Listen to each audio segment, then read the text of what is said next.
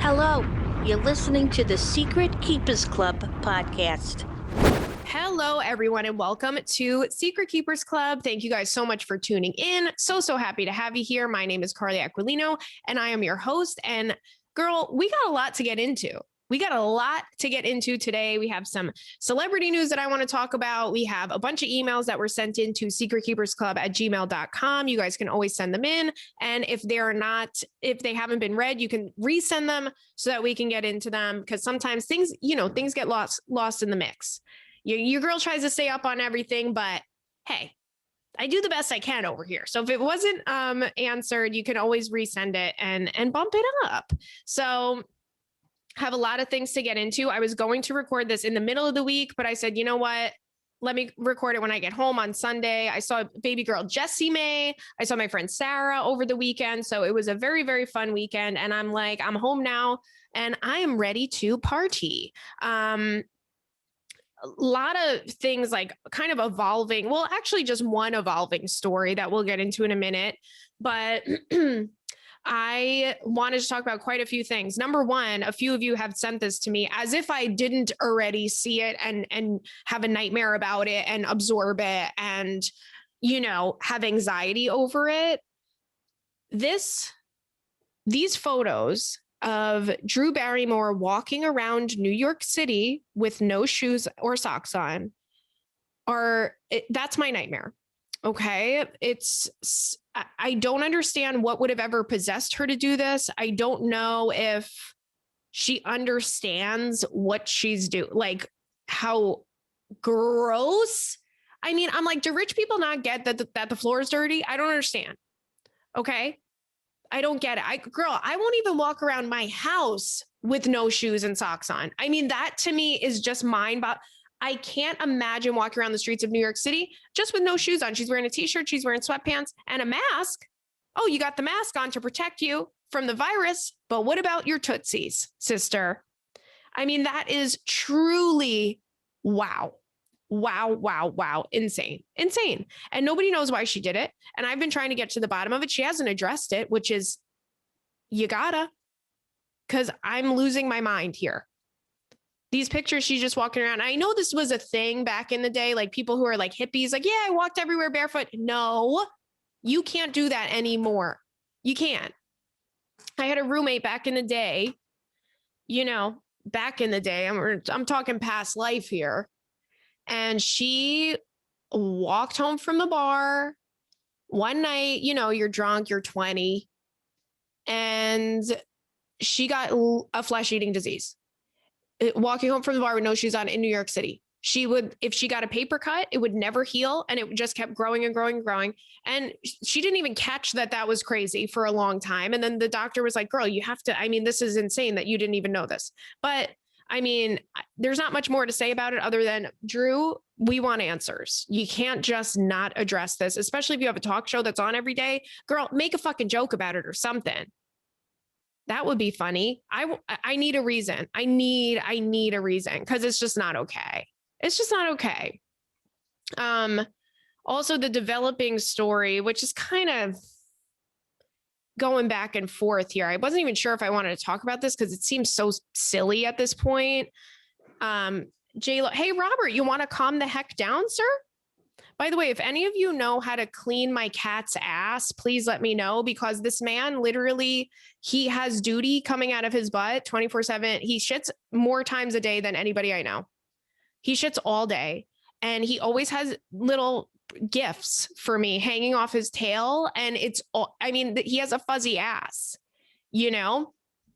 and I'm trying to figure out how to get them all fresh and clean. And girl, if any of you know how to wash a cat's ass, please do reach out. Okay. And let your girl know, because it's been a journey and it's been a fiasco, as some would say. But come on. Anywho, I don't know why. Because he was doing his Zoomies. I don't know why I mentioned that, but okay. Jennifer Lopez and A-Rod, you guys kind of probably know what's going on, but it is a developing story here. And it seems like they're back together already, but they broke up because of this girl who seems to be, and listen, I never seen this show Southern Charm because that just sounds like a nightmare for me. Any show named Southern Charm, I'm probably never going to watch that, but there's just too many other options for me to watch. So it's not up my alley. And to be quite honest, I've very rarely even watched Bravo. I don't even think I've ever like watched a full Bravo series in any way. Just not my cup of tea. No offense if you watch it, but it's not my cup of tea.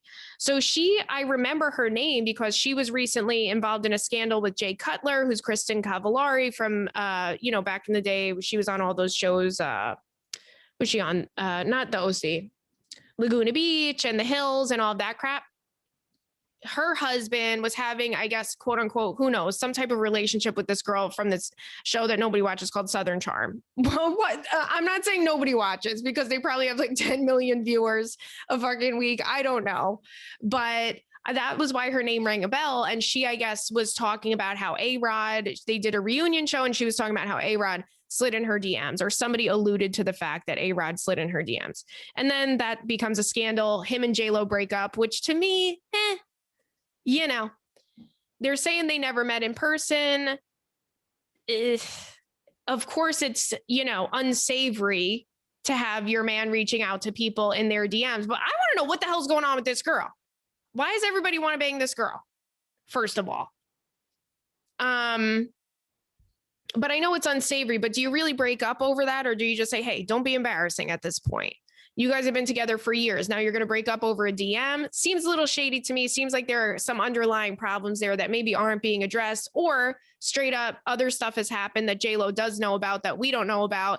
And she's like, I'm done now because now this is public knowledge. I will say that we kind of undermine how much publicity, how much celebrities really do control the publicity. And I'm not talking just regular people, just kind of like whatever, but I'm talking the superstar celebrities like J-Lo and A-Rod. They know what's coming out about them. They can kind of control it. That's how I feel about the Kardashians too. They're in control of what news comes out about them. We know what they want us to know. Because they have so much control over the media, and they could say, okay, if you print this story about me, you're not going to fucking see me for a long time. And I'm going to make sure that you guys don't make any money off me. So it's a back and forth with them. And my cat is running around the house like he's on crack. So if you hear little pitter patters, by the way, I'm getting a new cat tomorrow on Monday, baby girl. So Robert's going to have a little brother.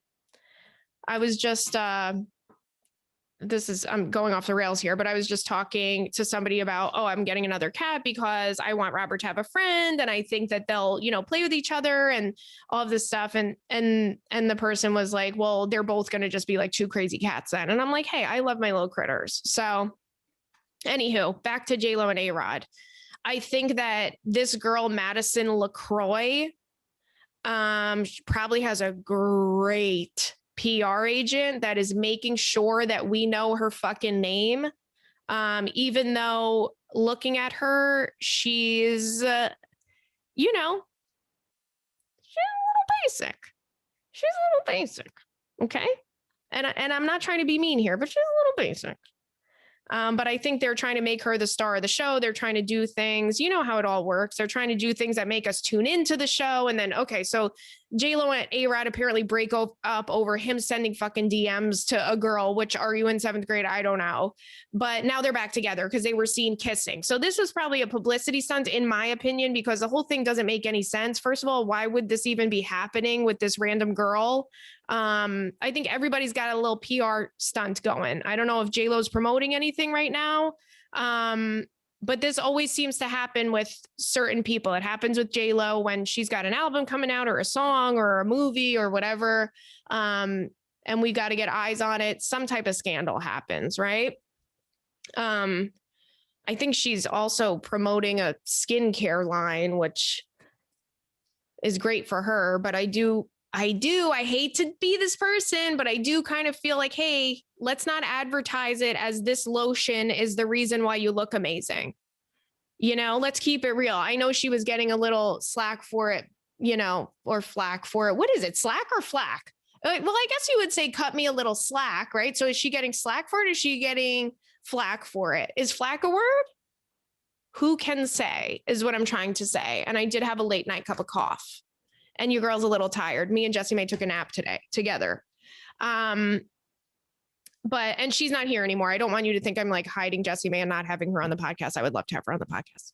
But yeah, I just feel like J-Lo is promoting this skincare line and being like, well, this is how I look so young. It's like, well, girl, what were you doing before the shit was invented 3 months ago? We want to know what you were using, 10, 20 years ago, sister. And let's keep it real here. I think a lot of times when you look at someone, you go, God damn, you look good for your age, however old they are. It's genetics. It's things you can't buy. Because if there was a cream that made everybody look like J-Lo or everybody look as great and glowing and beautiful and flawless as J-Lo, we would all have the fucking cream. And that's a fact. And there would be too many gorgeous in the whole damn world. There would be too many gorgeous. And you know what I'm saying when I say that. Does it make sense? No. But you guys know what I'm saying. Too much gorgeous walking around. Okay? We would all have the fucking magic cream. It's not magic. Oh, and I think she was getting a little bit of bad press. That's what this probably is. This is probably because J-Lo was getting bad press recently, and now we're switching it up. Maybe that's what it is. Now we're switching it up. Now we're all feeling bad for J-Lo, right? Because if J-Lo could get cheated on, well, then there's no hope for the fucking rest of us schmucks. I'm sitting here in my little apartment with my little baby Robert, and I'm thinking, oh, I'm going to get a guy. Oh, when I date someone again, he's not going to cheat on me. Well, J-Lo got cheated on. Somebody that was dating her is DMing some random girl from Southern Charm, right? That might be what this is. This might be a stunt on her end going, oh, we got to take the negative focus off me. See, you want to know what? I think I just figured it out, brothers and sisters. Because she came out and said, I've never had anything done. I've never had any work done, which I mean, honestly, who cares? Who cares? At some point, it's like it's not even anybody's business. She doesn't ever have to address it. She doesn't owe anybody that. But if you're going to say it and lie, just don't say it. Right? Who gives a shit? You've been in Hollywood since you were fucking 15 years old. We wouldn't be surprised if you had any work done. And also if you had work done, give everybody the number of the person that's doing it. But anywho, that's my thing on J-Lo and A-Rod. They seem to be back together again. They broke up for like 2 freaking days, and I don't feel like it was real. And who is this girl, Madison LaCroix? Madison LaCroix. I said Madeline LaCroix. So we're feeling good. We're feeling frisky. And no, I am not drunk. No, I am not. I'm not on anything. What else did we want to talk about? We talked about Drew Barrymore's fucking bare feet. Okay. We talked about Southern Charm, and oh God, this one killed me, man. I have to learn to not be a ride or die bitch for these men out here. And nobody is different in my book anymore, because I've had my ass handed to me because I had a crush on Shia LaBeouf. That's over. I had a crush on Governor Cuomo. That's done with. No matter who it is, I can't like them anymore. I've decided to just fucking stop, because recently on one of the episodes of this, I was talking about how much I love Pope Francis, how I'm such a fan of his because he's been the most progressive Pope that we've had. And that I appreciated that. I felt like that is what should be happening right now. I think that we're moving on as a society and we should be more accepting. And now this whole thing comes out, about them not recognizing gay marriage, which sucks. And the reason why it sucks is because with something like a religion, with something like the church, how could you turn people away and say that their life or their choice, or it's not a choice, but whatever it is, who they are and who they choose to love is a sin? How could you do it? Isn't the whole point of a religion, isn't the whole point of Christianity or Catholicism or whatever, isn't it just being accepting and not judging? And I feel like it's this constant cycle of you're saying something, but you're not proving that. you know? And it's sad. It's sad to see because I feel like we took one step forward and then 3 steps back. And I hate it because I feel like if people have faith in something, if people have faith in a religion, you shouldn't feel like you're not accepted. And I think it's perpetuating this constant, this constant conversation that we should have stopped. We should have never had in the first place. It's sad. It's sad. And I hate it. And now I have to cancel the fucking Pope. Do you know what that is? Do you know what that's like? Not that I'm a religious person, but it has to end somewhere. Now I have to cancel him out of my book. All the men, I think I just have to stop saying I love certain people so that they stop doing this crazy shit. Because maybe I'm jinxing it. Every time I'm a ride or die for someone, this is what happens. Pope Francis is out here, disappointing me. And he really, really, also, can we talk about his outfits? They're gorgeous. They're fabulous. It's like, come on.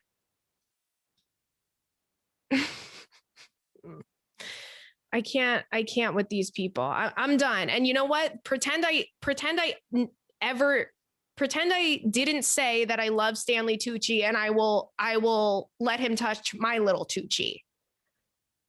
Because I can't afford to cancel Stanley Tucci now because he's my fucking man.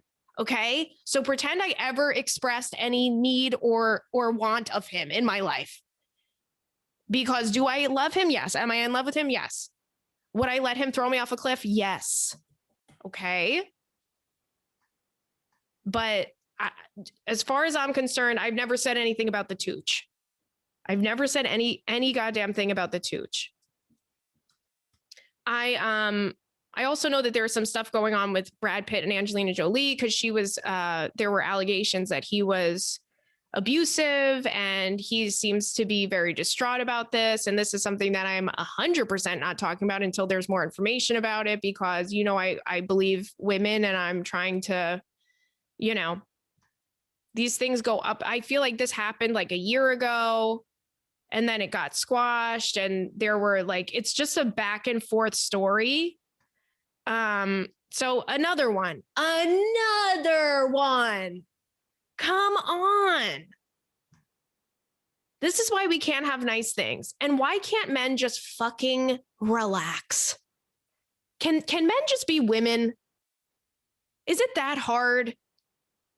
At this point, come on now.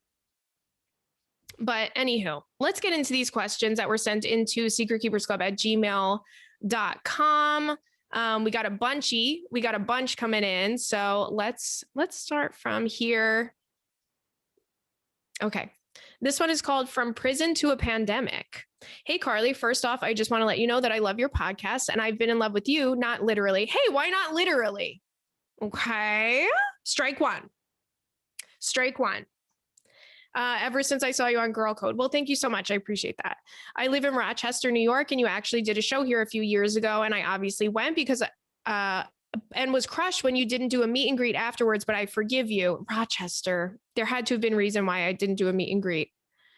Because I usually do a meet and greet after mostly every show, but there, of course, have been a bunch of times that I haven't done meet and greets. And it's usually a time, I don't know why I'm going off on a tangent here, but it's usually a time thing. Like if I have 2 shows and then there's one and then there's another one right after, sometimes it's like a time crunch and the club needs to get people in and out and in and out. Like the first crowd of the show, or sometimes I'll be like, I'm starving, I need to eat, or whatever the case is. And sometimes, and this might've been when I was either in Rochester or Buffalo, sometimes I feel like, I remember a few times feeling a little bit under the weather. And I'm like, if I'm sick and I'm out here hugging and kissing people, because I'll kiss you guys, I'm either going to get more sick or I'm going to get somebody else sick. So I'm sorry is what I'm trying to say. Okay. I'm kind of writing in for any general advice you may have. I don't think you're ready to hear about this silver of a nightmare, which is my life. But I'm sure it's sliver, but you guys know I can't just jumble words up in my head. But here goes nothing. Almost 4 years ago, I was in college to be an English teacher and working for the state in a group home for people with disabilities. A horrible incident went down while working in a brand new group home I was assigned to, and I was accused of a crime that I didn't commit. Oh my God. Okay. It ruined my life, and I ended up doing 2 years in prison and just got out about 6 months ago.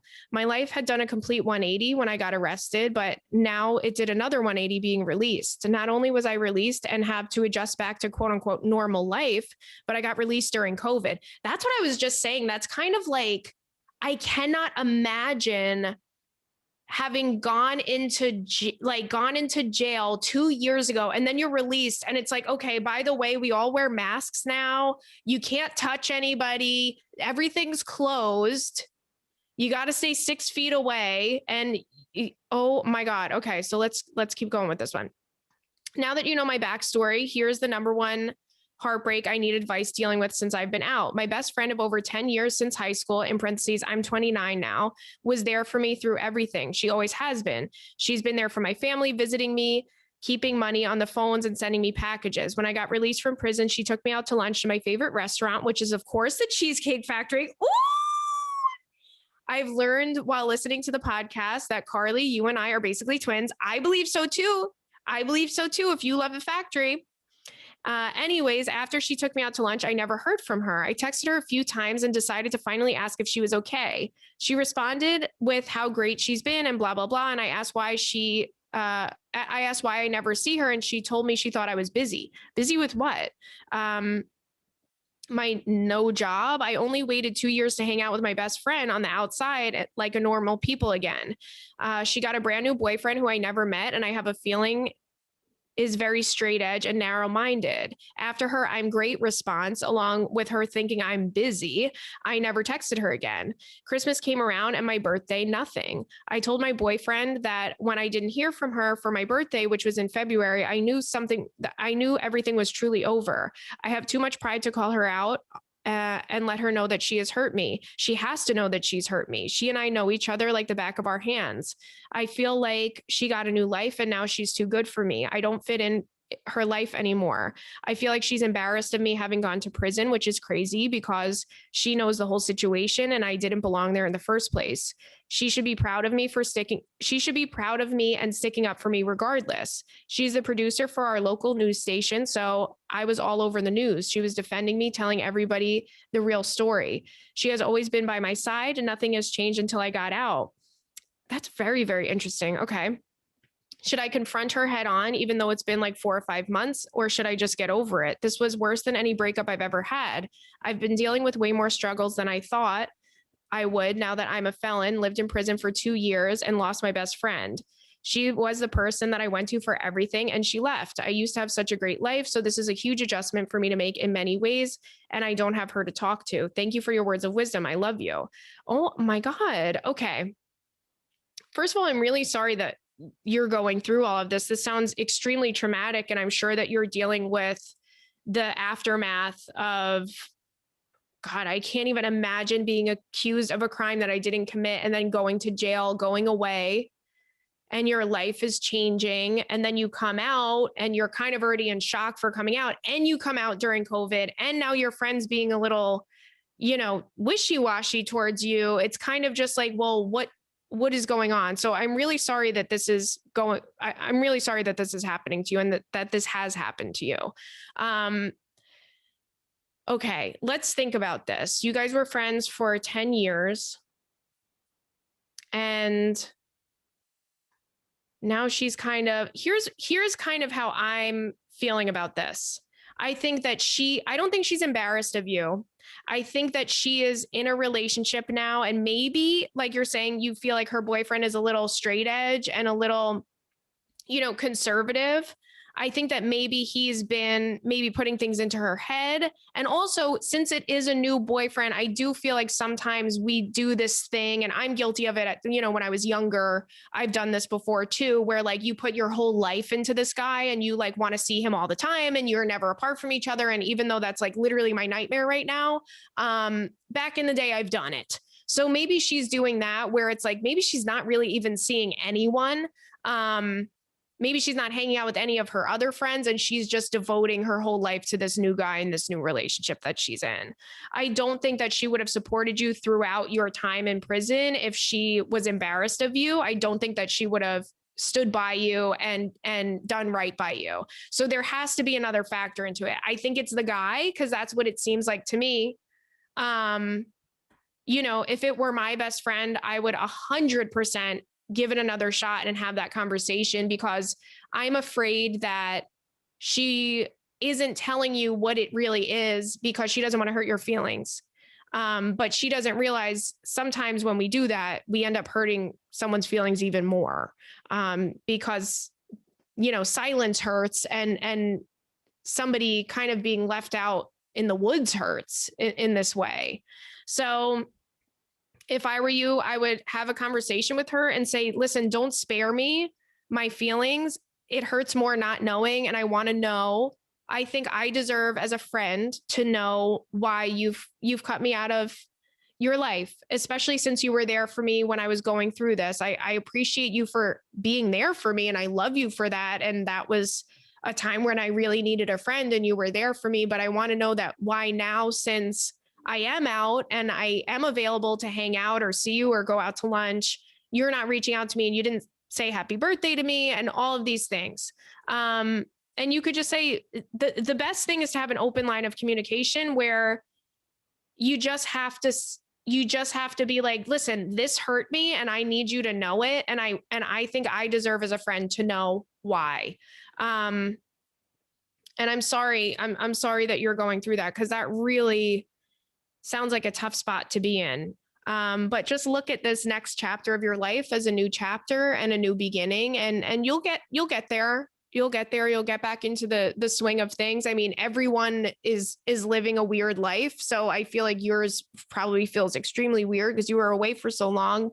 So you're not alone in that, but you'll get back up on your feet and everything will work itself out. But I think the first step in terms of your friendship with this girl, you gotta talk it out.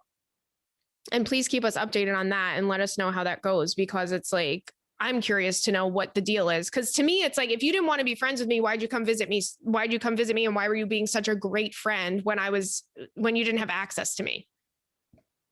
She sounds like a really good friend, to be honest. So that's why it sounds weird. If she was going to cut you off, she would have cut you off a while ago. So I think it's this guy, girl. Okay. This one is called Can't Move On From My Shitty Ex, SOS. Oh, this is a song that we all sing. Okay.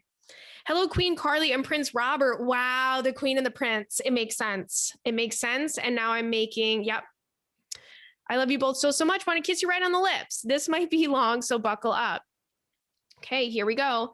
So my ex and I broke up after 2 years together about 6 months ago, and I just can't seem to be able to move on completely. We were inseparable and madly in love. It was amazing. We did everything together. Our families got along great, and we talked about marriage and everything. I told him all of my secrets, insecurities, and stuff about my past relationships. In parentheses, my previous ex just told me, I just don't love you anymore, out of nowhere, and I was emotionally scarred.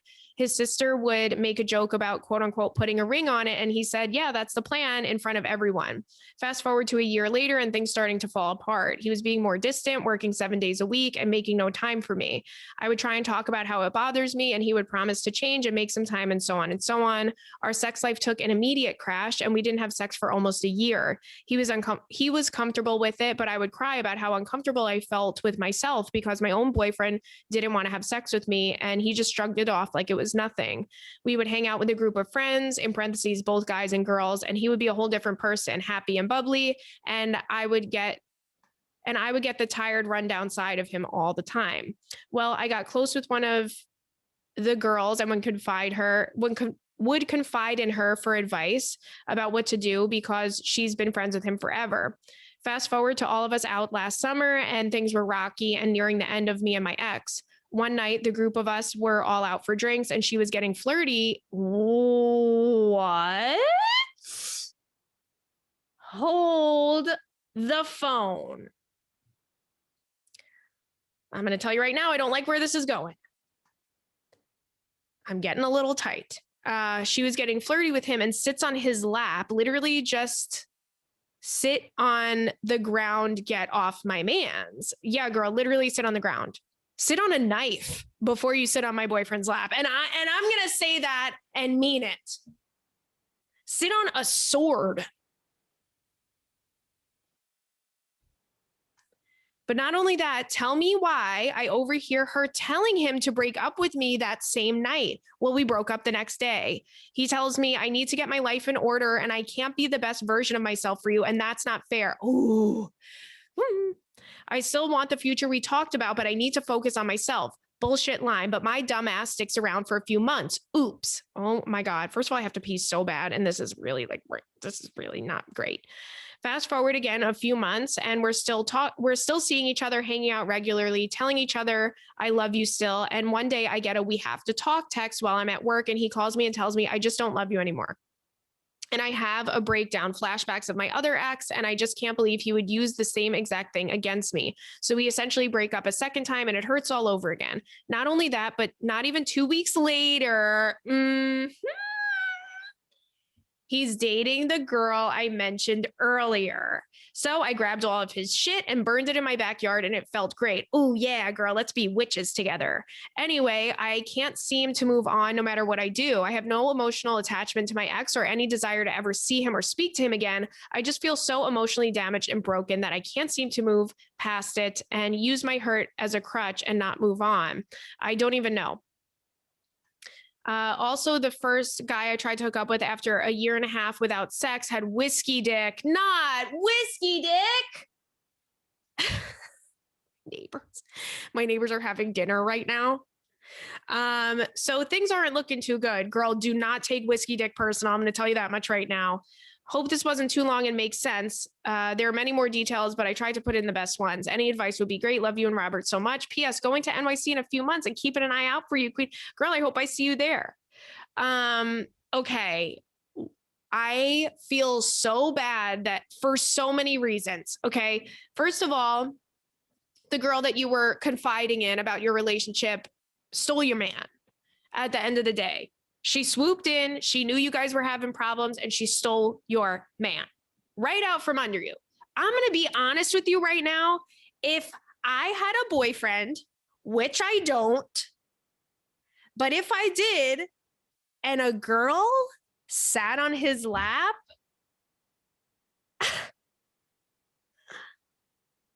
girl, you don't even want to know. You don't even want to know. You don't. You want to know why? Because you don't. Because you don't. If you're going to sit on his lap right in front of my face, wow. It wouldn't be good. It wouldn't be good. I mean, I'm not saying like I would kill her, right? Don't get me wrong here. I wouldn't kill the girl, but there would be a story. There would definitely be a story. I would say something to her right then and there. I would go, oh, did you think that was a chair? Because that's my boyfriend's lap.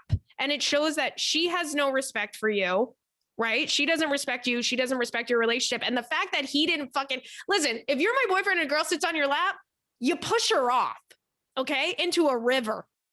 That's how I feel. You don't even push her off onto the floor. You push her off into a body of water at that point. Into a body of water. Hell no, not here. So I would have said something right away. You seem like a very nice person. So, you're trying to avoid confrontation there, but you didn't do it. But it also proves, like I was saying, that he has no respect for your relationship and whatever was going on between you two. If he allowed that to happen, right?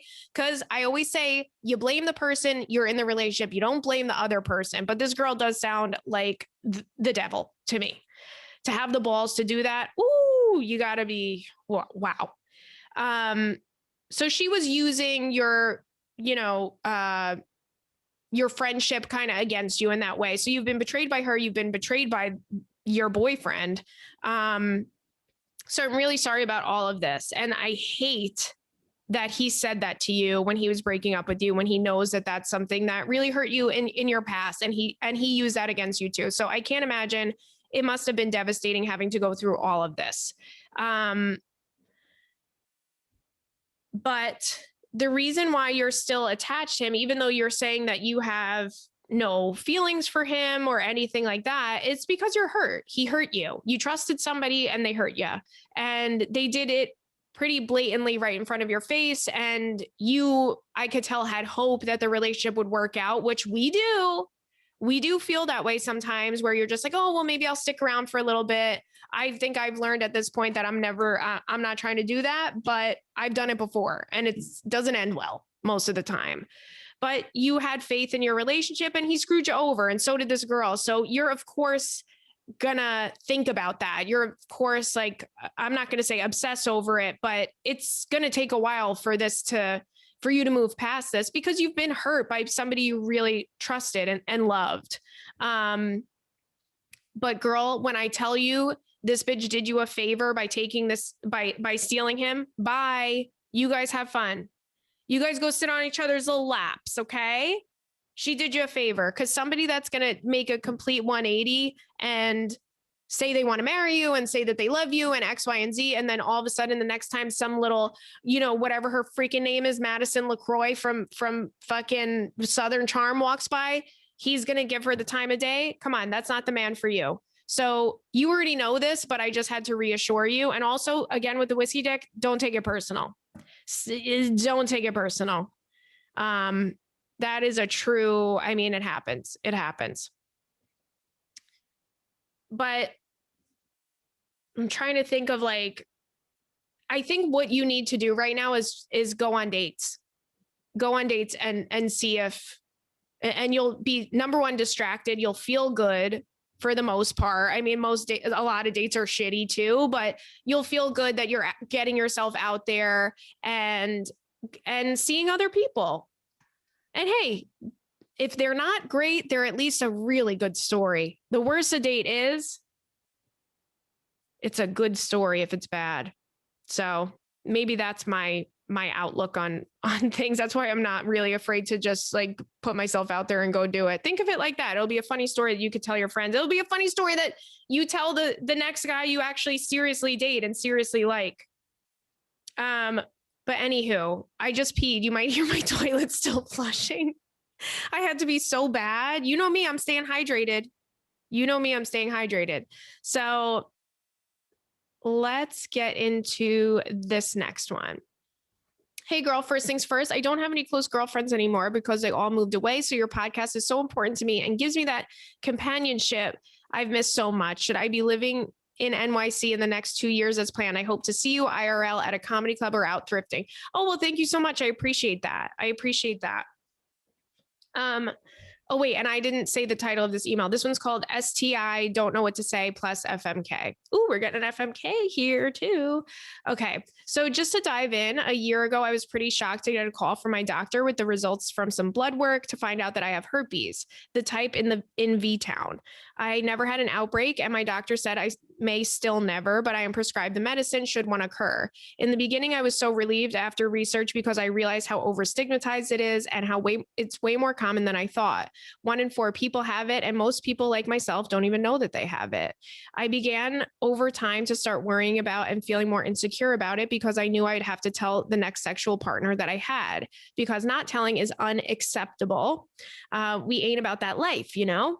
I'm 29 and over wasting time. So if I find a guy worth fucking these days, it means I really vibe well with him and want to see where it goes. In a reverse situation, if a guy was a total package with an unlimited towel plan and he told me he had it, I would 100% still go for it, just be a little safer. The thing is, most men I feel wouldn't end things there and then. I have never been a lover of condoms, but I want them to still feel and take safe precautions until they feel comfortable and confident knowing that I'm not currently breaking out and know more about it. I already have mental health issues and I've made a lot of progress, but this is just the cherry topper for my anxiety. It made me push men away, feel less sexy, and literally has made me feel too afraid to fuck in general, which isn't healthy for me. In parentheses, I got Leo, Sun, and Scorpio energy over here after all. Ooh, you're a sex machine. Leo, Sun, Scorpio, Moon. Wow. Okay. Hey, as a Scorpio, I getcha. I've been malnourished from the vitamin D for a year now. I can only blame that on COVID for so much longer. LOL.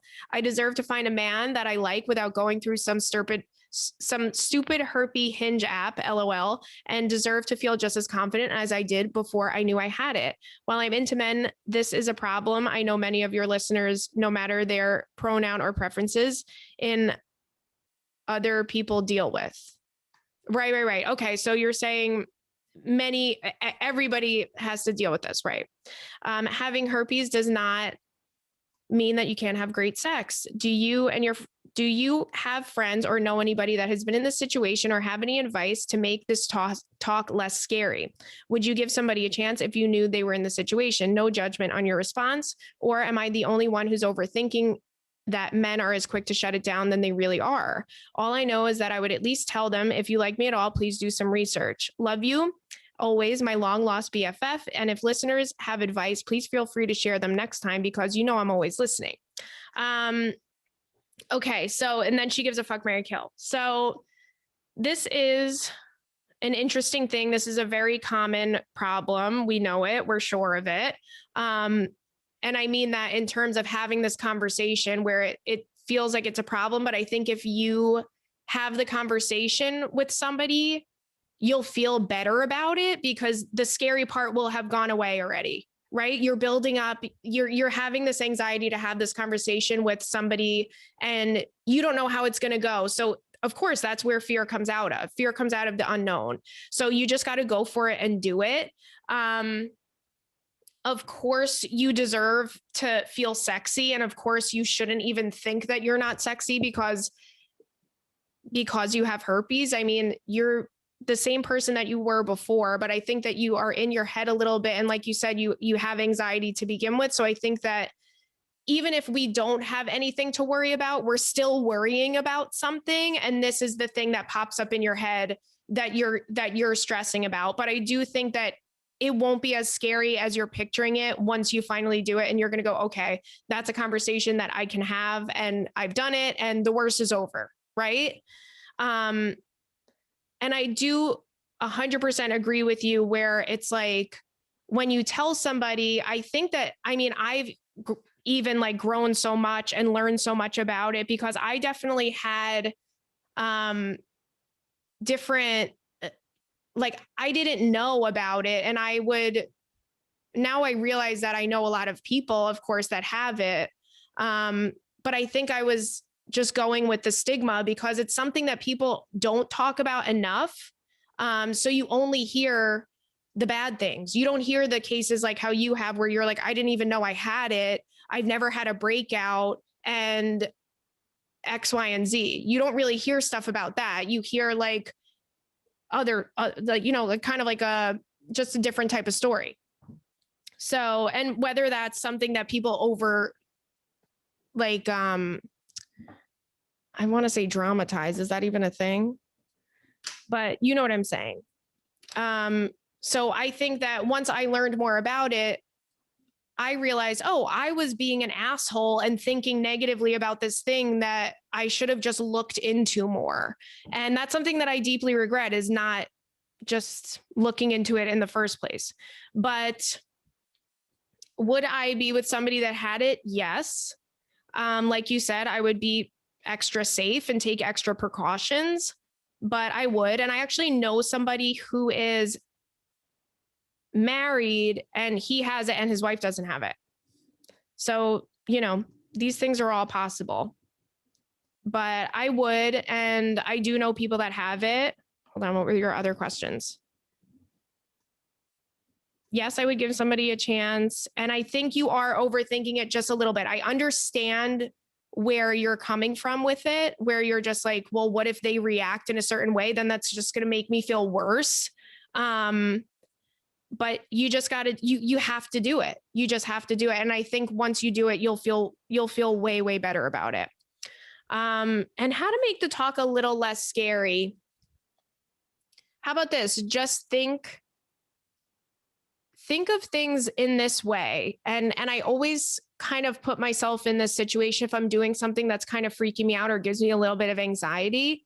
I think, worst case scenario, I'm right back here, right? Like if it goes well, then I'll be at this point. But worst case scenario, I'm right here. I'm in my house. I'm sitting in this chair. I'm on this computer. I'm watching this TV show, whatever. My life really isn't going to change that much. And think of it in that way. And also go into it knowing that you're the shit, that you're a bad bitch.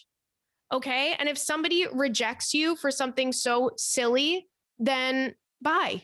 Then he's not the one for you, or she's not the one for you, or whoever's listening, whoever's not the one for you. You know, think of it like that. You go in knowing that you're the prize. They should be so lucky. And that's it. And that's it. And if somebody doesn't accept you for what you are, everything that you are, the good, the bad, the ugly, whatever, then they're not the one. And that's the way it is. Sorry, I was drinking I got a little dry there. But I do think, yes. Also, if you have any other, if any of you have any advice on this as well, please send it in, because it is something that I think we should be more open to talking about. Like I said, I think that it's over stigmatized, and it's just kind of, people don't want to talk about it, and it shouldn't be that way because it is something that's so common, and we should talk about it. Okay. Oh, and we'll do the fuck, marry, kill at the end. Did you give one or two? Let's see. Oh yeah. Okay. Okay. We'll do that one at the end. And this one says, oh boy. Okay. I'm going to save that one for last, I think, just by the title. It's a good way to go out. Okay. Help. I mailed a guy a letter after he ghosted me. Oh boy. What's this going to be, sister? Hey, Carly, just want to say I've been listening to Secret Keepers Club since it started and been watching you on Girl Code and been watching you since Girl Code. And I think you're amazing. Thank you so much. I appreciate you guys. I also always forget that Girl Code was such a popular show.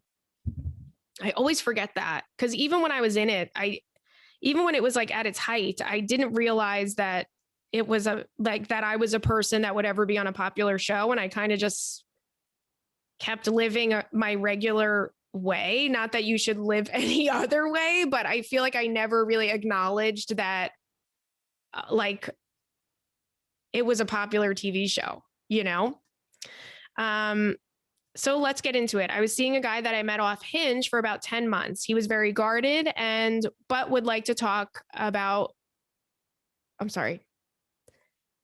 He was very guarded, but would talk like he wanted to be so serious with me. We saw each other pretty regularly, and I met one of his friends. I was hesitant because I had just gotten out of a 4-year relationship and wanted to take things slow. But eventually we ended up having some strong feelings for each other, even saying that we loved each other. We talked every single day.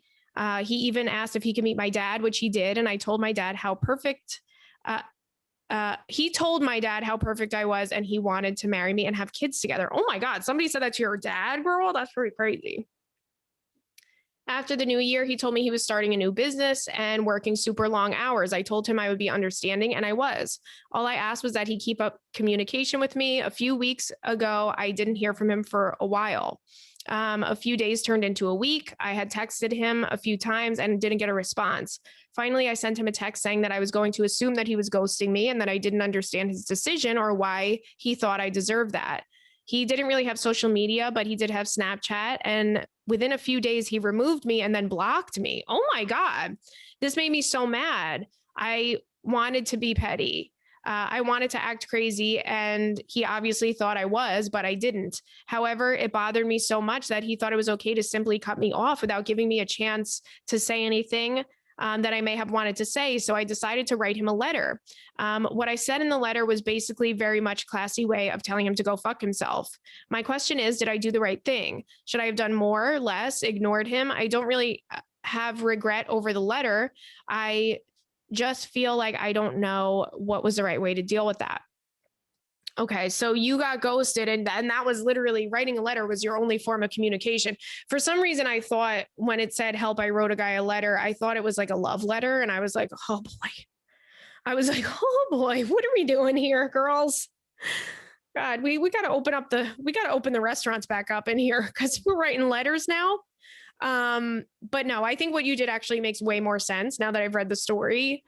I 1,000% understand why you feel like you needed closure in this scenario. You guys met friends and family, and you were saying I love you and all of this stuff. So it makes perfect sense of why you feel you deserve the proper thing. And it's just kind of like, if he blocked you, what was your other choice? But I will say the odds of him responding to the letter that you wrote him, if he didn't respond to even your text messages, is pretty low. So I don't even know if if that's going to resonate with him. And who cares? If he thinks you're crazy, who fucking cares? I think he's an asshole. Does that matter to him? Probably not. Assholes don't care about that shit. So who cares if he thinks you're crazy? He sometimes some people push you to be crazy. Sometimes people push you to be petty, and that's just the way it is. So I wouldn't worry about that at all. But also, let's circle back to, at this point, what type of conversation would you have? What conversation did you want to have that you felt that you needed to hear from him? You know, like, what did you want to hear him say, or what did you want to say to him? Because it doesn't seem like the fact that he blocked you from Snapchat. It's like, okay, first of all, are we 14 years old? You know, I just feel like sometimes it's okay to not hear from certain people too, because it's like, you would do nothing but make me more mad. And I wasted X amount of time with you and I'm fucking out. So peace. That's kind of how you have to look at it with this guy, right? Okay.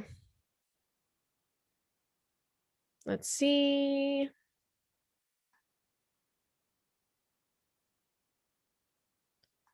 Okay, this one says the Night Stalker's pen pal. Hey, Carly and Robert, love you, girl. Thanks for being so real and down to earth. Well, thank you so much for the compliments. So here's a creepy story I think you and the Secret Keepers might find interesting.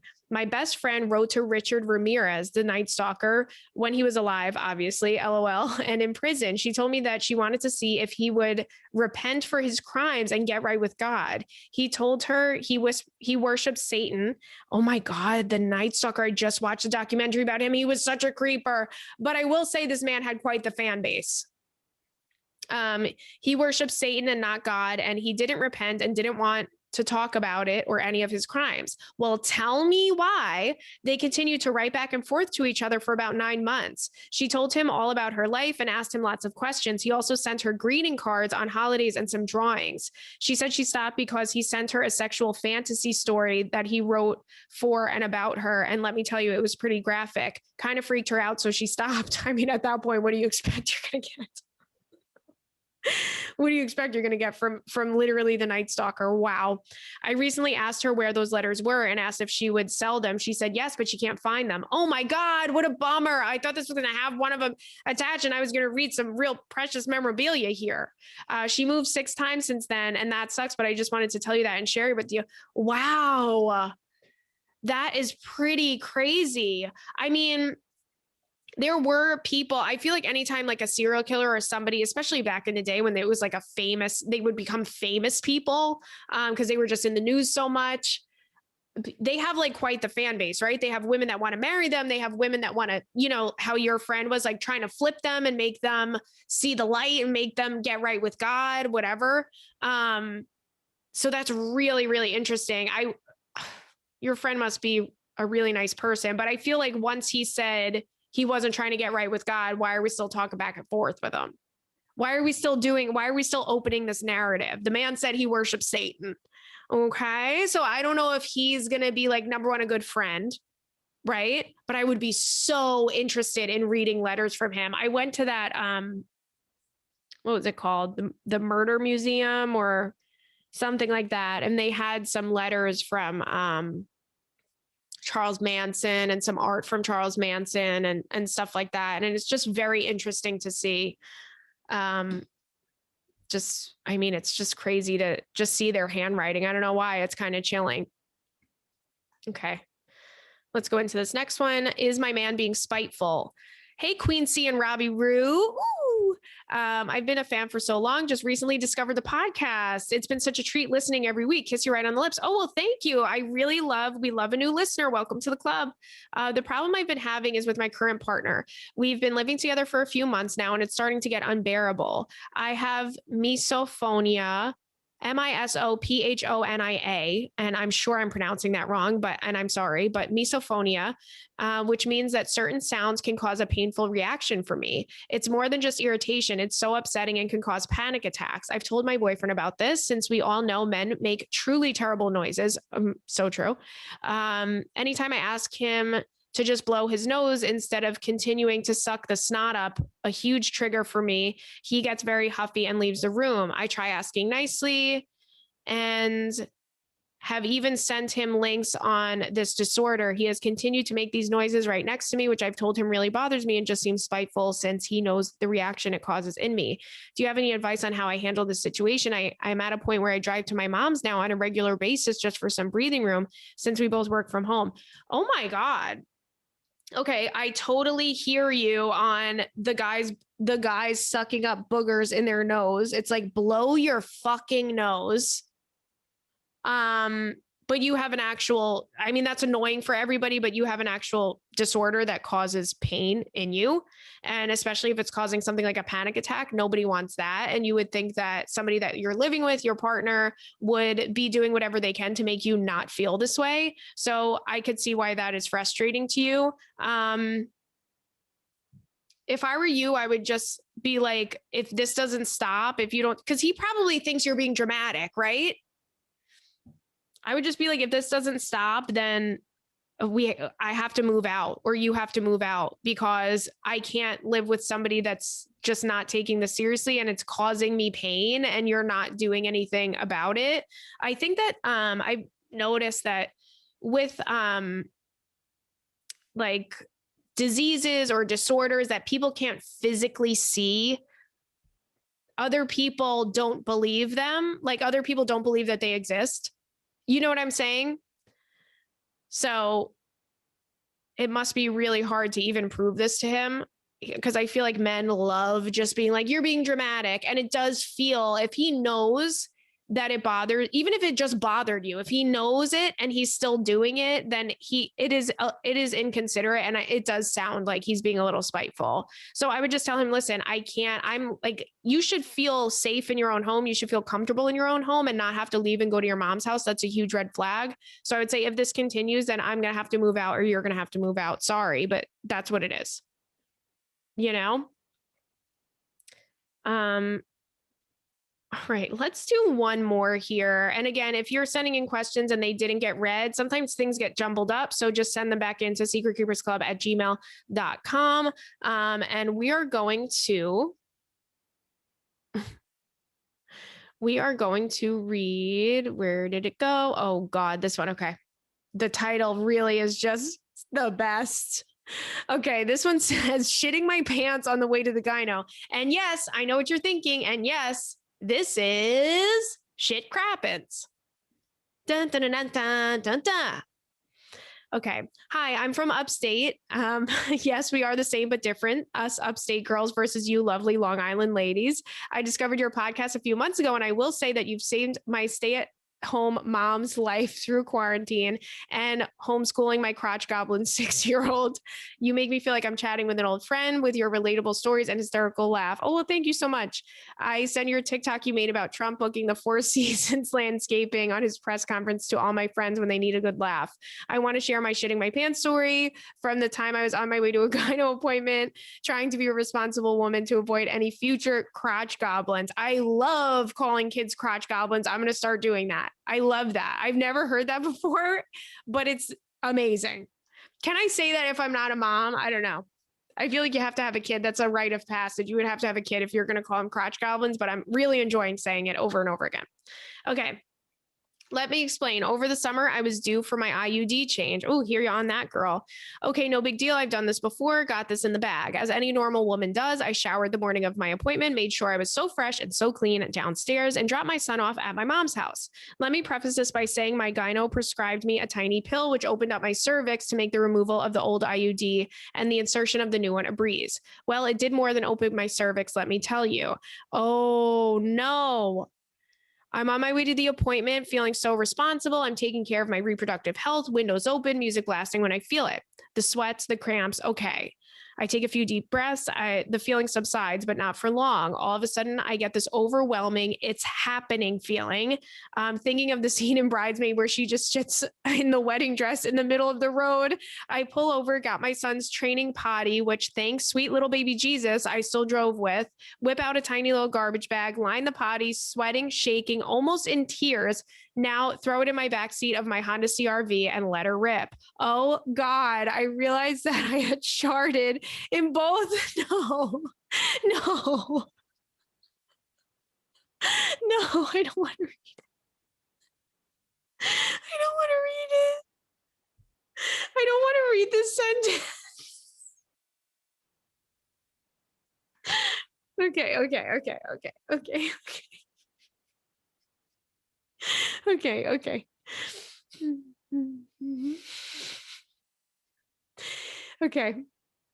I realized that I had sharded in both my underwear and my shorts.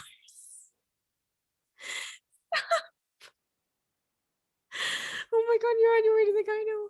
Okay, now what the fuck do? I still need to get to this appointment. Well, like the responsible woman that I am, I had some extra time. I clean myself up, tie the same shit bag up, and drive to the nearest steward's shop to dispose of the evidence. Sorry, stewards, you will always have the best iced coffee and hold a special place in my heart. Thankfully, there was a Dollar General nearby, and I shamefully walk my sorry ass in there, buy a pack of Hanes underwear. Oh, hell yeah, girl, you got to get those Hanes at that point.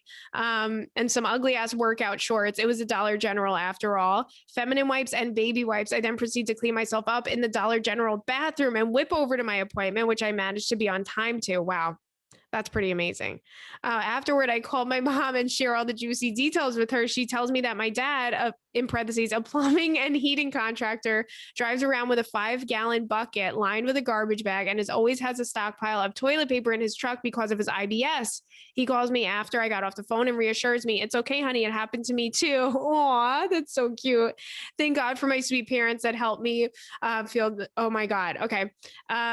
Anyway, this was the time I shit my pants and headed to the gyno to be responsible and ensure that I do not produce any more crotch goblins -6. And he is plenty. Big socially distanced hugs to you and Prince Robert. Kiss you right on the lips through a double mask. I seriously would love to hang out with you, drink some wine, and have a kitty play date. I used to have I have two kitties, Chandler and Layla. Oh, that's such cute names. And could you please be a guest on the Bloodbath podcast? I love those ladies and you would be an amazing guest. Love you. Ooh, what's a bloodbath? What's a bloodbath podcast? I want to go on that because it sounds, I don't know if it's about murderers or having your period, but either way, I have some stories and I would like to talk. So, wow, this is a nightmare. I don't know why. It's so funny because, like, I don't know if I've said this why am I so nervous about what my gyno sees when she's down there? Like, gynos have seen it all, especially OBGYNs. They're like delivering babies. They've seen it all. They've heard it all. They've seen it, right? But when I'm going, I'm acting like I'm going to go have sex with Prince Harry when I'm going to the gyno. I'm all fresh and squeaky clean, right? I shave my legs for her. Does she care? No. Do I care? Yes. But why do when I get there, I fold my underwear up in a tiny little square and I hide it in the pocket like this woman's not about to literally be face to face with my vagina? I'm like, oh no, she could see my cervix, but she can't see my underwear. Right? But oh my God, that is a nightmare. And I'm noticing something because one of my friends shit her pants and she didn't know that she shit her pants until she got into her house, which kind of sounds like similar that happened to you. You actually had shit already and you didn't know. And my friend literally shit her pants. Like she had to throw everything. She had to And I know this is not me. I wish it was me because I would love to have told you guys this story coming from me, but it wasn't me. It really was my friend, and she shit in her pants. She had to throw her shoes away. That's how bad it was. But she didn't know that she shit until she got back into her house and went in her bathroom. I'm like, girl, how did you not know? It must be like our bodies like don't even let us accept that it happened.